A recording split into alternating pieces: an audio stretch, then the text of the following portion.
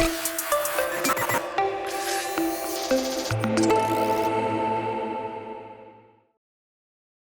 we have another fascinating session coming up, which is virtual humans, agents, avatars, and AI-driven personalities, which is really relevant to my own research, so very much looking forward to it. So our first speaker is Mariachiara Tirinzoni from EVA in Russell, from Italy, and her talk is going to be about synthetic selves, exploring identity construction through virtual avatars, and AI in XR environments. Please also give yourself an introduction. Yeah, because probably didn't do it justice once we have the slides up. There is some audio in the slides, so hopefully, no? Oh, maybe it was in the other one. Yeah.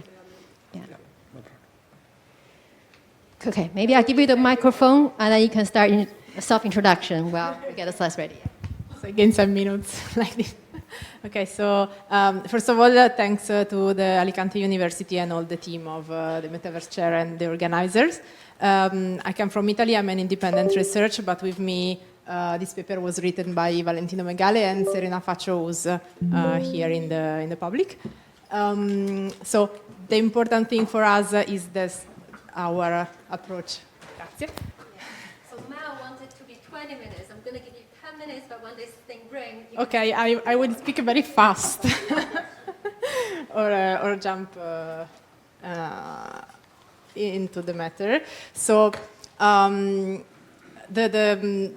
multidisciplinary thing I mentioned is that we are a lawyer, a philosopher, and a neuroscientist. So this is the maybe the most important thing that I want to communicate through this paper is that this multidisciplinary approach is something that we need to use and to put into every reflection on the metaverse, the virtual experience, and the virtual identities.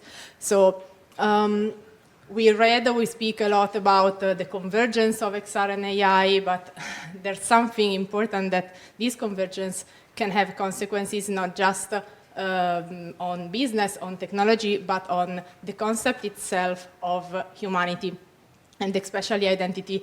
I put here 4 different concepts that they are basically converging in the same point, and the point is we are creating an identity loop because on one side we have virtual avatars that are not just aesthetic tools, they are becoming representation, they have consequences on identity construction, for example, through embodiment. The speaker before mentioned a lot of points that can be useful for this reflection too. Also through a generative AI, but also AI-driven data computing, we can find real-time new information and adapt some of the environments and even the appearance of the avatars to the consequence. So this appearance can be a consequence of offline user states or our emotional states. So what is going to happen? We are in front of the possibility of a blending of digital and physical self-perception, not just because we decide that an avatar should be like this or that, or we can register the consequences of using an avatar, for example, to meditate in a specific environment, to learn something about ourselves, but because we can actually enhance the way we reflect on our identity through these technologies. So what are, so an important thing that multidisciplinary can teach us is that in every aspect of this reflection, we don't have just one perspective. We have opportunities and challenges always at the same time, and this is something I really want to underline. Some of the opportunities could be what I was already mentioning, what someone mentioned about the gender issues. For example, we can explore not just our present identity, but our possibilities in changing our own identity. There are experiments, for example, on Zepeto, where we can study how to rehearse a different gender. People who are going through gender transition can use it to understand or to test their new identities.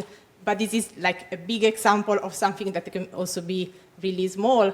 There are people with social issues that can rehearse their social skills in a very specific and safe environment.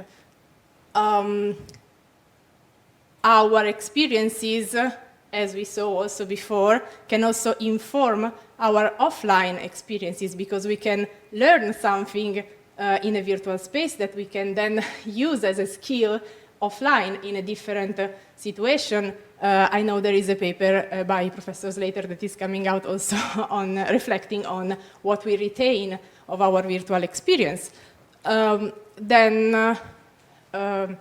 Avatars are not just a matter of aesthetics, as I was mentioning before, but so we use this expression that is maybe a bit flamboyant, prothesis of the souls, because we are actually able to use virtual reality and virtual avatars and AI-powered avatars as a tool to recreate our self-narrative, for example. The story we are telling about ourselves can be different and can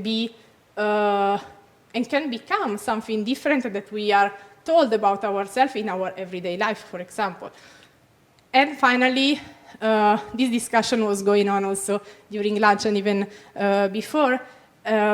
We are thinking about XR as an inherently social space with a strong and deep level of interaction. We are not already there. We will go there, probably.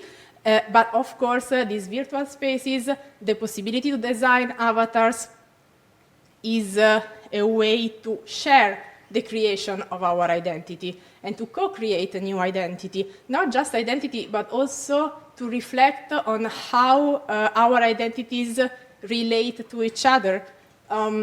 There is another experiment of 21. I'm sorry, I'm not quoting a lot of research, but then you will find it in the paper if you want.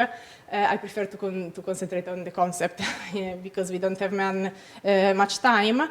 There is an experiment that can show that people who know each other in offline life and then meet each other online can have different reactions if their gender is changed.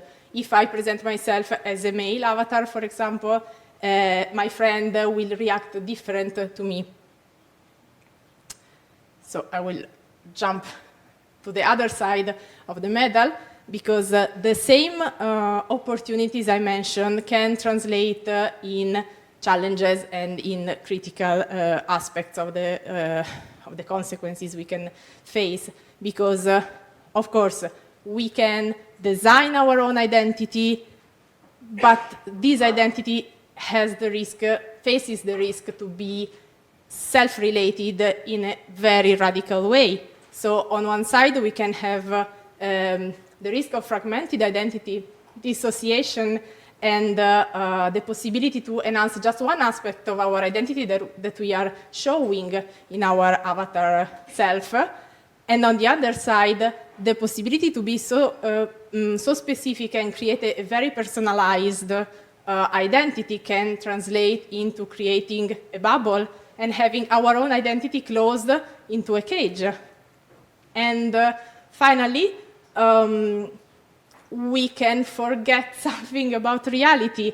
For example, Baudrillard speaks about the simulacrum. So if we feel that avatars are more satisfying for our own ego, for example, for our identity, then we have the risk to use them to replace our own complex and maybe not always nice identity. And of course, that creates also space for many legal and regulatory dangers, because we actually are not yet thinking about frameworks for regulation of this life, because this is a part of our life now. It's going to be. So the question is this identity we are creating in XR really a chance of being liberated, of being more spontaneous, or are we building new cages? And this is what goes for me to the main research path we propose in the paper. So one is, of course, about personality. So from the legal point of view, but also from the existential point of view, who are we and who is, and how this personality we are creating online is going to be in relationship with our offline personality and responsibility. The body and avatar relationship, is the body the same as our identity? Because if it is, then we have some consequences. We think about, for example, pain. So if it's a real, in the sense of physical pain, then we have some consequences. If it's not real, in the sense of physical pain, we don't, or not. And what kind, we need to reflect on what continuity means, what strategies, what framework can we create to understand this continuity and manage it. And one of the framework, in my opinion, is exactly what I was mentioning before. So the difference between simulation and authenticity. We can bring authenticity in the simulation, in the virtual. We can also have no authenticity sometimes in the offline world. So what we need ethical frameworks before everything else. We need to understand the words we are using, the metaphor we are using, and we need not to be in an emergency management state. And of course, this doesn't mean these tools are not an opportunity, because through immersion, we can actually have a way to understand something that we are usually not in front of. So technology as a mirror, not in the sense that it reflects critically ourselves, but in the sense that can show us something we are not normally perceiving, helping us, enhancing us to create a new literacy, not just about technology, but about our own identity. So thank you. Thank you. Can I ask you, so the next talk, I think they want an update of their slides to make sure that they might have done some updating, and that's, yes. Yeah. Yeah. So I think I'm going to skip to the next talk, yeah, because we're very late and we don't, yeah, but please do find Mariachiara for... There's a panel right after, yeah? Oh, okay, fine. Yeah, so yeah, I'll have you back after this talk. Yeah, okay. Yeah, so yeah, we have the slides ready. Can I please have the next set of speakers? That's Giulio, Jacucci from University of Helsinki, and Federica, Nenna from University of Padova, Italy. Yeah? Yes. Yes, I think... Okay.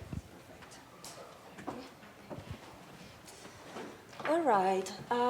Good morning, everybody. I'm very happy to have been involved in this presentation. So today we want to present the paper that Giulio, Jacucci, and all the team prepared for this conference, which is entitled Extending Human-Cobot Interaction with XR Assistants. So I will start with a little bit of background. I think that we all know how the increasing digitalization is bringing important transformation, both of the workplaces, but also of the human work. In fact, we know that the modern manufacturing is no longer static, so we have tasks, tools, environments that change rapidly and dynamically. And so we have operators and humans that need to keep up with these changes. So in response to these needs, and especially under the vision of Industry 5.0, we are actually observing this kind of shift from automation to human-centric innovation. And we now have these new technologies, including AI, large language models, XR, and so on, that can be leveraged to enhance human capabilities. I will skip for time reasons. But from here, we just selected one use case that we have been working quite a lot, since the past years, which is basically human-centric industrial robotics. So we have this industrial robot in our lab, which is called the UR10E from Universal Robot. It is a collaborative robot, so people can actually work safely alongside this robot side by side. And what we do in our lab is basically focus on the psychological, behavioral, cognitive, and social aspects of humans collaborating with industrial robots to understand not just how these robots and machines can assist us, but also how we experience working with them. So from here, basically what we do is usually to run studies using like a multi-method approach. So with what we like to do is to mix, for example, evaluations of like human factors, including dispositional factors, psychological attitudes, usability, user experience, cognitive and physical ergonomics, and so on.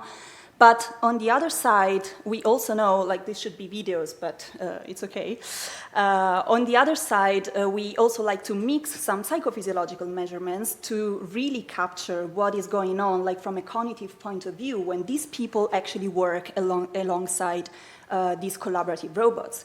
So what you can see here, for example, is like this is one of the last studies that we conducted, where we combined eye tracking and heart measurements, and we were trying to measure like the predictive power of these two psychophysiological measures in predicting workload, stress, and fatigue. And the idea here is to understand how robots can interpret these signals and use them to react autonomously to how the human is feeling and what the human is experiencing while working with the robot.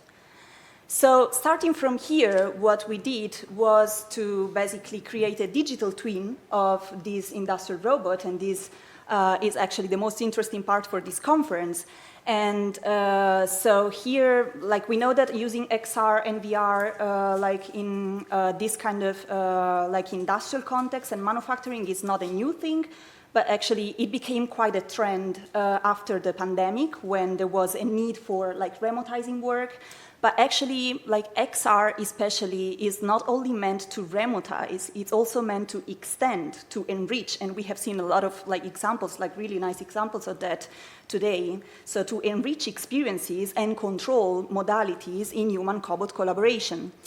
So just to give you a few examples, here you find basically some of the scenarios that we tested in our lab through a series of studies where we wanted to test like these increasingly intuitive and natural control modalities in virtual reality. So we started from button-based controls in which like people were only guiding robots using the buttons on the controllers, to action-based controls in which actually like the users could have like an interaction with the robot in VR, to a final embodied condition, which I would really like to play because I think it's quite nice, especially after the keynote, where we basically used the power of virtual reality to basically rotate the robot in a way that it seems to come like from the right shoulder of the user. So it was a full embodied control modality. We also removed every kind of device mediating the interaction. We were measuring, of course, presence and embodiment and so on. But the idea here was to give also possibility to the users to actually become the robot and act directly in virtual reality just by using their own physical actions. So here we are. And among the studies that we have conducted, of course, we have also included aging workforce, let's say, so what we call like the senior workers. Of course, like when talking about these technologies, it's very important also to take into considerations these kind of factors, because of course, like this population, for example, might have like different ways of experiencing like the interaction with the robot or the work with the robot in VR, and this needs to be taken into account. And last but not least, I also wanted to show you like a final, and this is a new video, okay?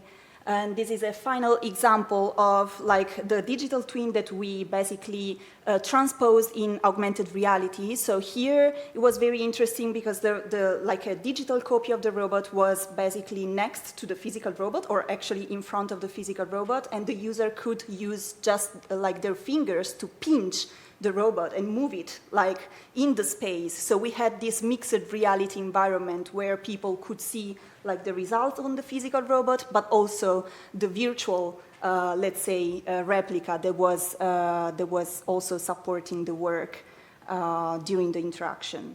So I will stop here. This was just to give you an example of like our use case scenario that we had. And as you can see, only by taking one use case, we already had a lot of like different experiences and different modalities of interacting with robots using XR technologies. So now I will leave the floor to Professor Jacucci for the second part.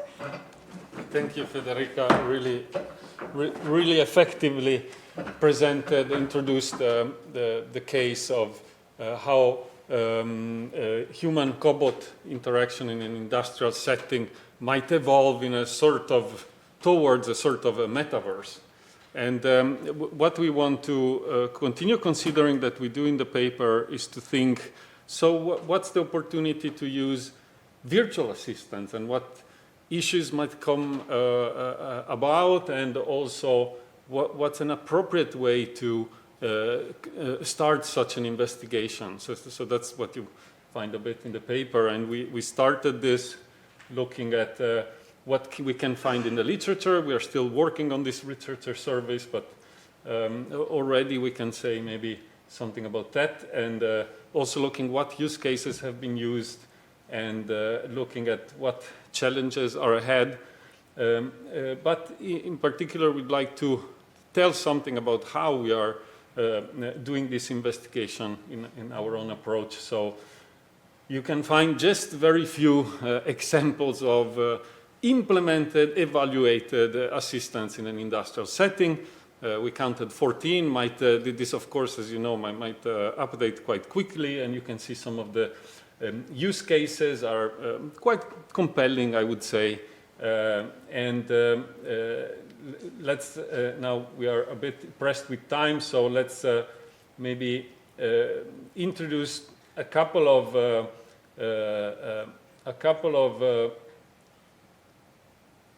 somehow. Yes, sorry, I thought I got rid of these slides to cut the presentation, but somehow they're still here. Or maybe we didn't manage to update the slides. Okay, there are two challenges that we selected. One is trust, that we already noticed just with the human-cobot interaction. Trust is a very big issue, and we expect, and some of the implementation actually that we find in the literature of implemented assistants do mention trust. We also find very interesting to think how social dynamics will change.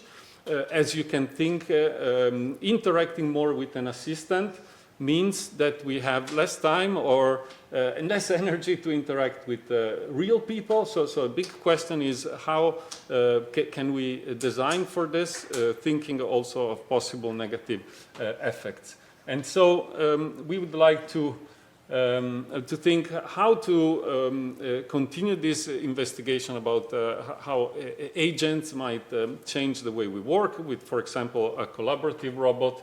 And from this perspective, we have been investigating VR agents and avatars for a longer time with controlled experiments where you can study emotion modulation, also collaborative meditation, empathy, but also not recently we can actually go to study social virtual reality and see what people do there.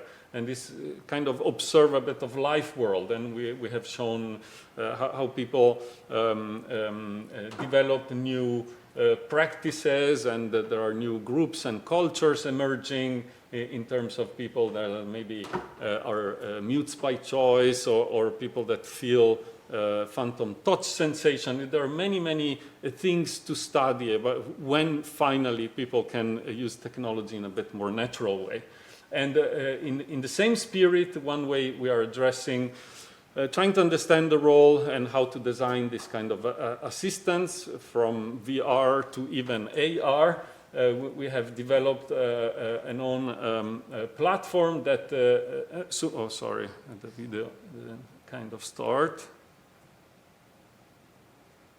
Okay, the video somehow isn't there, but what we've done in this work we presented at the VR conference in March is to show how even an assistant can be made the object of tailoring, and so to put somehow especially in this a bit more uncertain moment, as we don't know how these things will, what kind of role they will have, we can put the user in the center.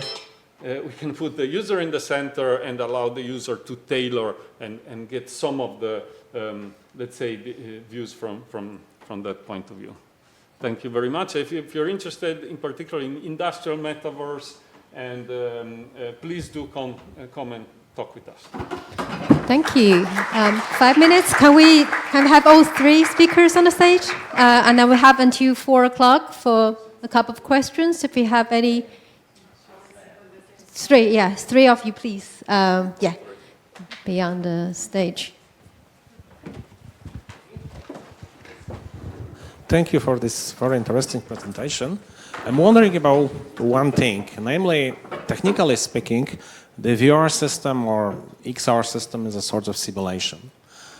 In robotics, there is such a thing like a sim to real or a reality gap. If you program a robot, and particularly if you use any form of AI for the robot, then in simulation, often the simulated entity behaves slightly different than the real one. Did you measure somehow if there are any discrepancies between the behavior of your virtual robot and your real robot? And if there's discrepancies, so somehow have an influence on the reactions of the people, like that they more trust the physical robot than the virtual one, or the other way around?